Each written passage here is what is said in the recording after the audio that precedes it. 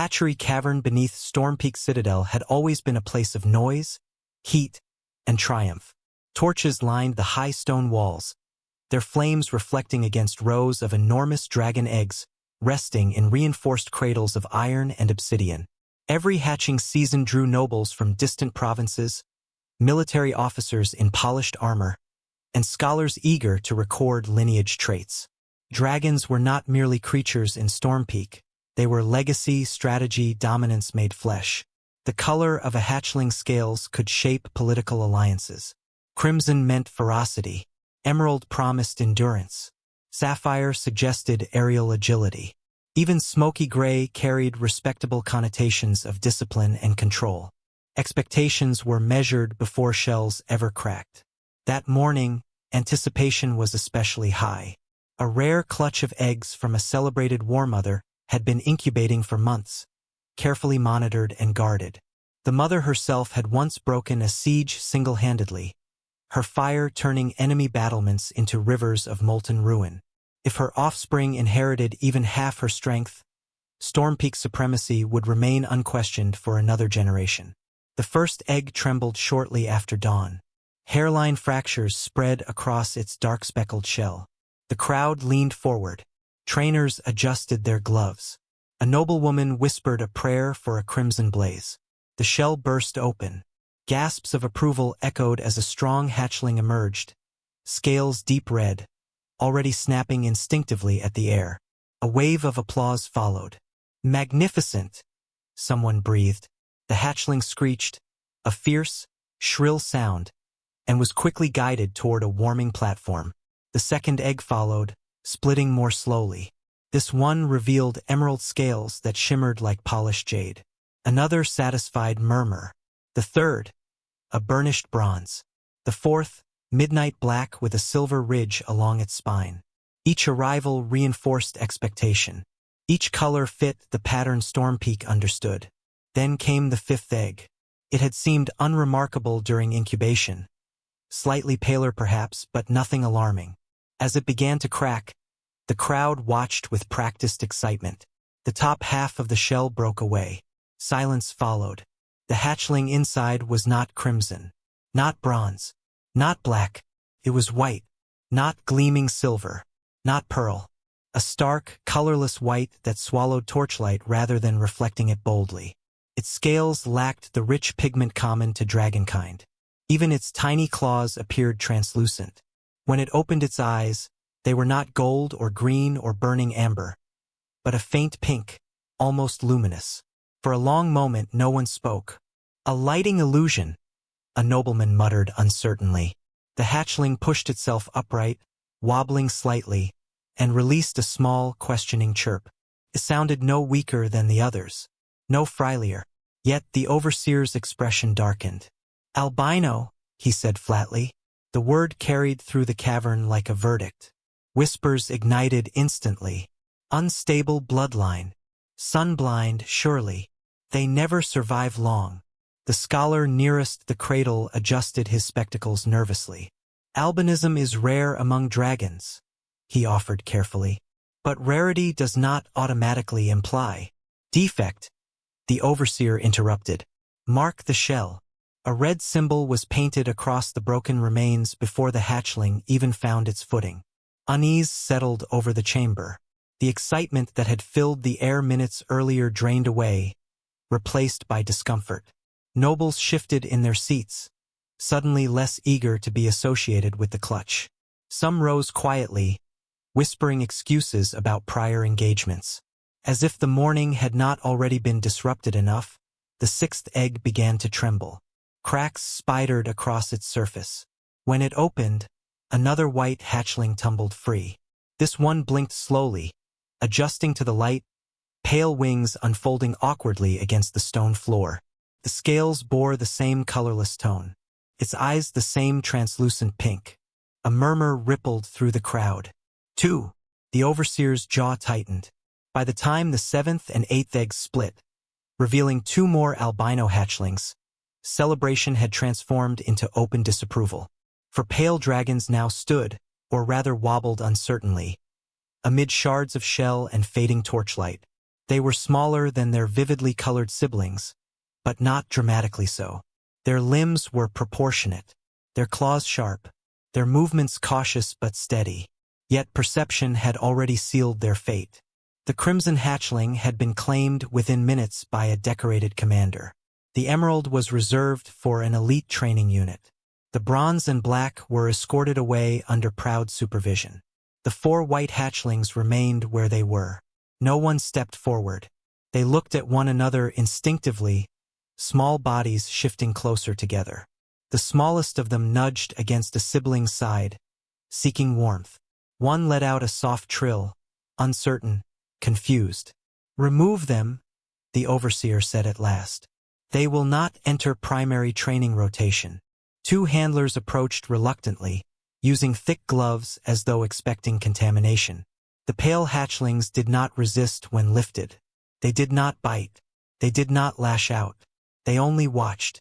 As they were carried across the cavern, the contrast was impossible to ignore. The vividly colored dragons basked beneath golden lamps, already being measured for harness fittings. The albino hatchlings were transported toward a narrow side passage leading downward, away from applause and expectation. In the lower tunnels, the air felt colder. Their new enclosure was smaller, constructed of older stone reinforced with iron bars dulled by time. It was a holding chamber, used occasionally for injured specimens or those deemed unpredictable. A thin layer of straw covered the floor. Light filtered in weakly from a grated vent high above. The handlers placed the 4 hatchlings inside without ceremony. One stumbled slightly upon landing, catching itself with an awkward spread of wings. Another immediately moved to its side, pressing close. The largest positioned itself near the gate instinctively, not aggressively, but protectively. The gate shut with a hollow clang. Footsteps retreated. Silence lingered. Above them, Storm Peak Citadel continued its routine uninterrupted. Bells rang. Drills commenced. The celebrated hatchlings were introduced to their trainers. Below, in the dim enclosure, the albino dragons huddled together. After several minutes, the smallest attempted a tiny burst of flame. Only a faint wisp of heat emerged, quickly fading. Tried again. A slightly stronger flicker appeared this time, steady, controlled. Not weak, simply young. The largest hatchling lifted its head toward the narrow vent where a sliver of daylight pierced the gloom. The beam touched its scales, causing them to shimmer faintly. Not bright, not blazing, but almost luminous in a softer way. The light did not burn it. It did not recoil. It merely blinked. If anyone had been watching closely, they might have noticed something else entirely. While the upper hatchlings roared and snapped at each other in competitive frenzy, the 4 albino dragons remained attentive to one another's movement. When one shifted, the others adjusted. When the smallest grew restless, the nearest nudged it gently toward the center. There was no chaos in their enclosure, only quiet awareness. Far above, the overseer finalized his records with a firm stroke of ink. "For albino hatchlings," he dictated. "Unsuitable for war development. Monitor minimally." The ink dried. The verdict was sealed. And deep within the lower tunnels of Storm Peak, for pale dragons, dismissed before their first flight, curled together against the cold stone, unaware that their story had only just begun. Life in the lower tunnels of Storm Peak settled into a quiet pattern, though no one above truly paid attention to it. Food arrived twice a day, usually scraps deemed unworthy of the primary hatchlings. A bucket of water was pushed through the gate. No trainer entered the enclosure. No drills were conducted. No one tested their wingspan or measured flame intensity. Officially, the 4 albino dragons were being observed. In reality, they were being ignored, yet they did not wither. Days turned into weeks, and the pale hatchlings grew steadily. Their movements became more coordinated, their steps more confident across the uneven stone floor, while the upper-level dragons trained loudly, competing, snapping, roaring for dominance. The albino siblings developed differently. They rarely fought among themselves. Instead, they practiced in silence. When one attempted a flame burst, the others watched closely. If the angle was wrong, They shifted position instinctively. If one stumbled mid-leap, another adjusted to balance the space. Their awareness of one another was precise, almost seamless. The largest, distinguished by slightly broader wings, often positioned itself between the others and the gate, not in hostility, but in quiet vigilance. Occasionally, distant echoes from the upper arena drifted down the tunnels, cheers, clanging armor, the triumphant shriek of a successful combat display. Each time, the smallest albino would lift its head toward the sound, eyes reflecting faint torchlight. It did not understand rejection, only absence. Upstairs, rumors continued. "They're light-sensitive," one trainer claimed confidently, though he had never tested it. "They lack proper aggression," another added. "Albinos rarely survive full maturity," a scholar muttered, citing incomplete records from centuries past. Assumption hardened into accepted fact. Only one person questioned it. Her name was Leora, a stable worker responsible for maintaining feeding troughs and cleaning the corridors near the hatchery lifts. She was accustomed to overhearing conversations not meant for her. Most workers were invisible within Storm Peak, present but rarely acknowledged. Leora preferred it that way. It allowed her to observe without interruption. The first time she heard about the albino hatchlings, it was framed as a joke. "For ghosts in the basement," a guard had laughed. "Better leave them there," someone replied. "Bad luck follows pale scales." Leora said nothing, but the words lingered in her thoughts long after her shift ended. That evening, while transporting and used feed back to storage, she slowed near the lower passageway. A faint draft carried the scent of straw and dragon fire. Not strong, but present. She hesitated. Workers were not forbidden from the tunnels. They simply had no reason to visit. She adjusted the weight of the feed bucket and descended the stone steps. The air grew cooler with each turn. Torchlight dimmed. When she reached the iron gate at the end of the corridor, she paused, for pale shapes shifted inside. The albino hatchlings were larger than she expected. Not towering, but no longer fragile newborns. Their white scales caught the low light softly, giving them an almost silvered outline against the shadows. For sets of pink eyes lifted toward her at once. They did not snarl. They did not charge. They watched. Leora's pulse quickened, though not from fear. There was something unsettling about being studied so quietly. Most young dragons reacted with restless energy. These did not. "Hello?" she said softly, instantly feeling foolish for speaking to creatures bred for war. The smallest tilted its head. Encouraged despite herself, she crouched near the gate and set the bucket down. The scent of dried meat filled the narrow corridor. One of the hatchlings sniffed the air, stepping forward cautiously. "No one's going to yell at me for this," she murmured, sliding a piece through the lower bars. The largest hatchling approached but did not seize the food.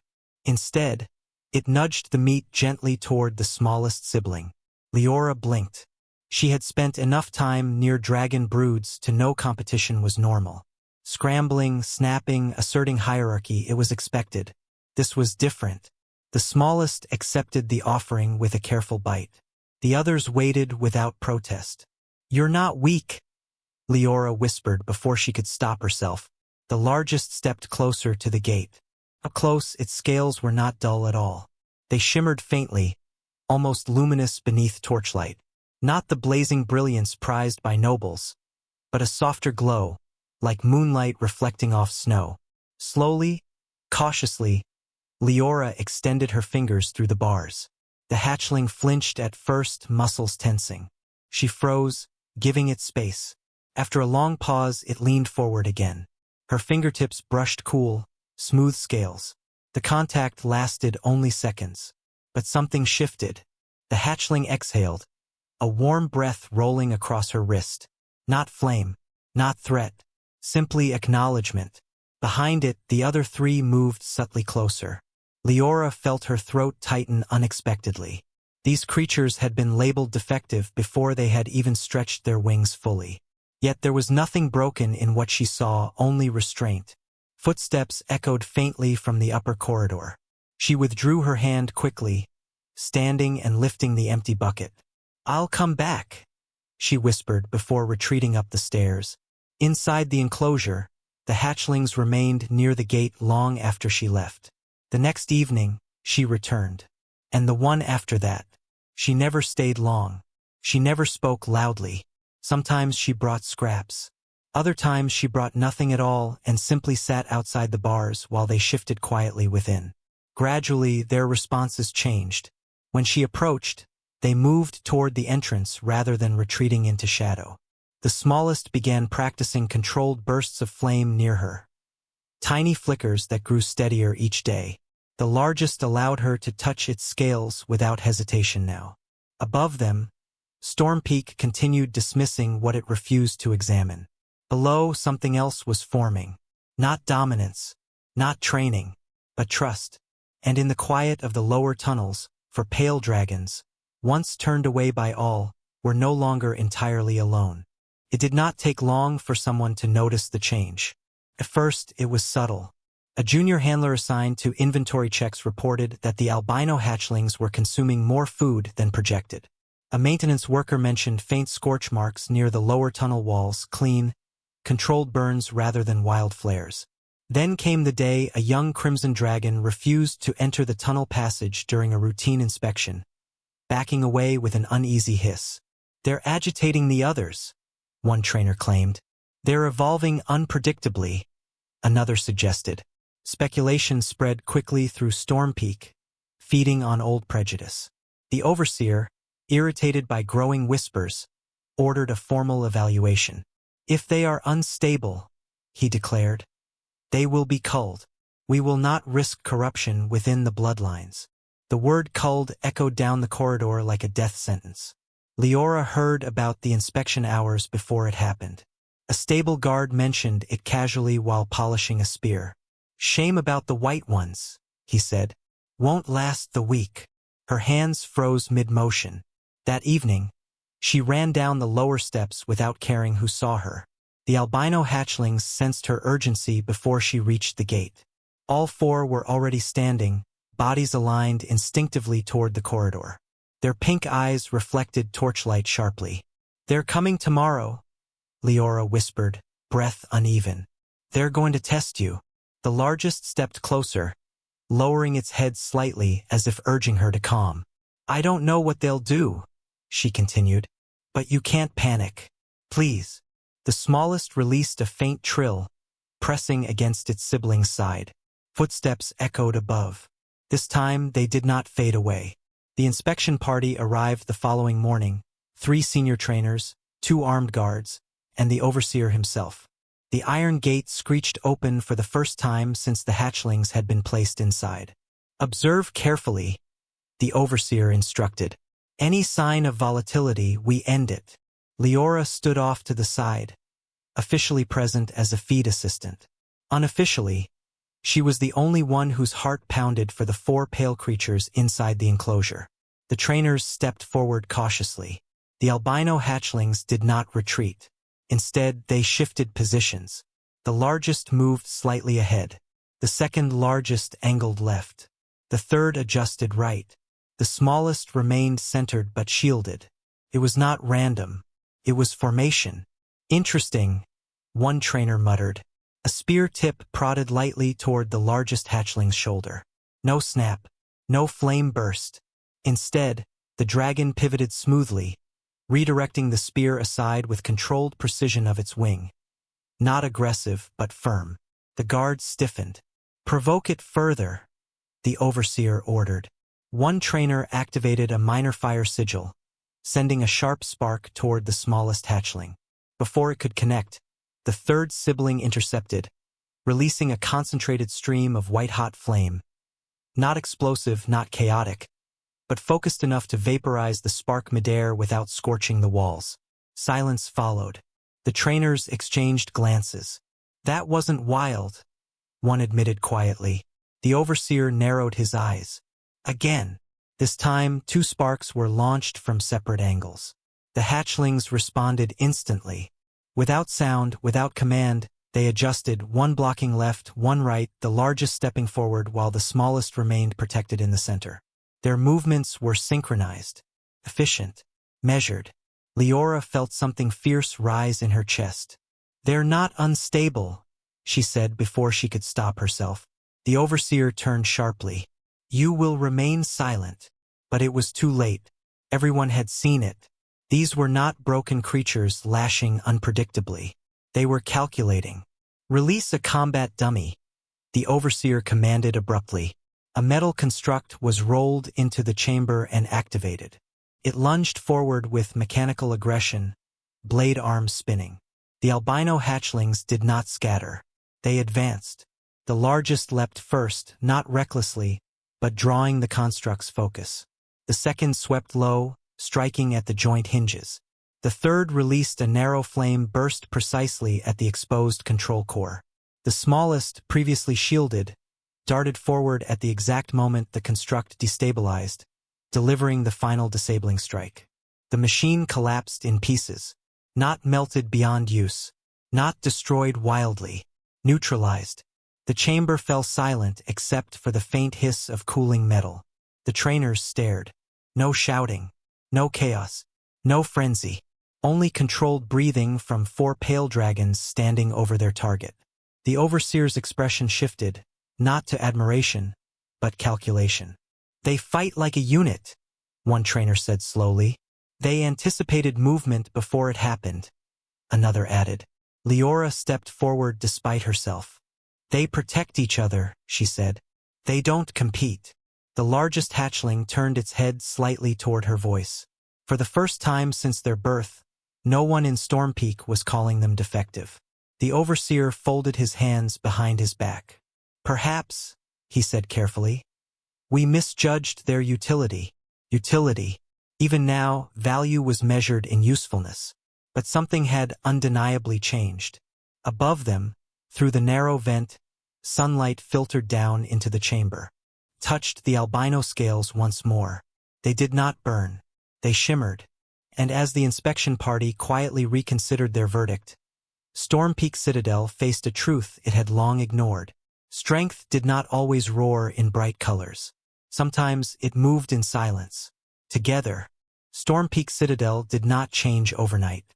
Institutions built on pride rarely did. But perception had shifted, and that was far more dangerous than open rebellion. The official report no longer used the word defective. Instead, it described the albino hatchlings as strategically specialized. Their low-light coordination, synchronized combat response, and controlled flame precision were labeled rare tactical advantages. The language was careful, measured to protect reputations, but the truth was unavoidable. They were exceptional. Training protocols were adjusted. Not publicly, at least not at first. The albino dragons were moved from the lower tunnel enclosure to a larger chamber nearer the main arena. No chains were fastened to their limbs. No pain sigils were activated. Observers wanted to see if their unity depended on isolation. It did not. If anything, it sharpened. When introduced to structured drills, the 4 pale dragons adapted quickly.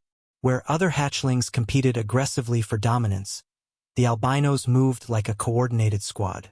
They flanked targets without verbal command. They anticipated directional shifts before trainers issued corrections. During aerial simulations, their wing beats synchronized naturally, creating stable formation currents that allowed tighter maneuvering. The other dragons noticed. Crimson and Emerald juveniles, once dismissive, began watching them during rest cycles. Confusion replaced mockery. Some even attempted imitation, briefly lowering aggression, adjusting spacing, experimenting with cooperation. Not all trainers approved. "Dragons are meant to conquer," one protested, "not coordinate like soldiers." An elderly scholar responded calmly. "And what wins wars more reliably? Chaos or precision?" The debate spread through command halls. Meanwhile, Leora continued her visits, though now she no longer needed to sneak through shadowed corridors. She stood openly beside the 4 growing dragons during evaluation sessions. Some officers objected to her presence, but the commander of Storm Peak silenced them with a single observation. They respond to her. It was true. While the albino dragons followed structured cues from assigned trainers, Their focus sharpened noticeably when Leora entered the chamber. The smallest often approached her first, pressing its pale snout lightly against her shoulder. The largest maintained subtle proximity, as if guarding without drawing attention. Weeks later, Stormpeak received an urgent call for demonstration. A rival citadel had begun boasting of a new aerial assault formation, claiming superiority over all regional forces. Pride demanded response. The commander made a controversial decision. He selected the 4 albino dragons. Murmurs of disbelief echoed through the strategy chamber. They are untested in real conflict, a captain argued. They are disciplined, the commander replied. That is rarer. The demonstration took place at dusk, intentional. The sky was dim, clouds layered thickly across fading light. Perfect conditions to test perception. Across the valley, armored targets were released into the air, moving constructs simulating evasive enemy riders. At the signal, the albino dragons launched. Their pale wings cut through twilight like silent blades. Against the darkening sky, their scales blended almost seamlessly with mist and stone. Where brighter dragons would have been visible from miles away, the albinos moved like shifting shadows. The first construct attempted a steep climb. 2 dragons flanked high while one dipped low, forcing it into a controlled descent path. The fourth intercepted at the exact moment its trajectory stabilized, delivering a focused flame strike that disabled propulsion without igniting structural collapse. The crowd watching from Stormpeak's ramparts fell silent. The second and third constructs attempted evasive spirals. The albinos responded not by chasing recklessly, but by predicting motion arcs, cutting off escape angles before maneuvers completed. Within minutes, every airborne target had been neutralized. No uncontrolled firestorms, no wasted energy, no collision risk. They landed together, wings folding in near-perfect unison. Even rival observers could not disguise their reaction. That wasn't brute force, one visiting commander admitted quietly. No, Stormpeak's scholar replied. That was strategy.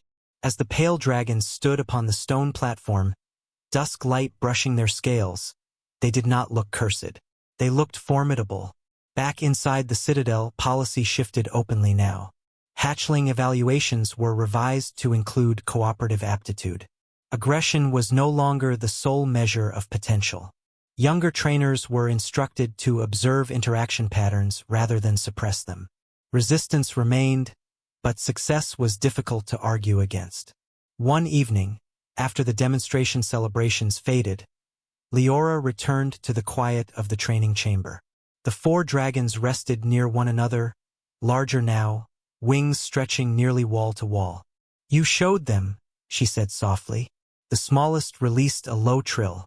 The largest lifted its head and stepped closer, lowering its brow until it nearly touched her forehead. Around them, torchlight flickered gently across white scales. Not stark, not lifeless, but luminous in a way no one had expected.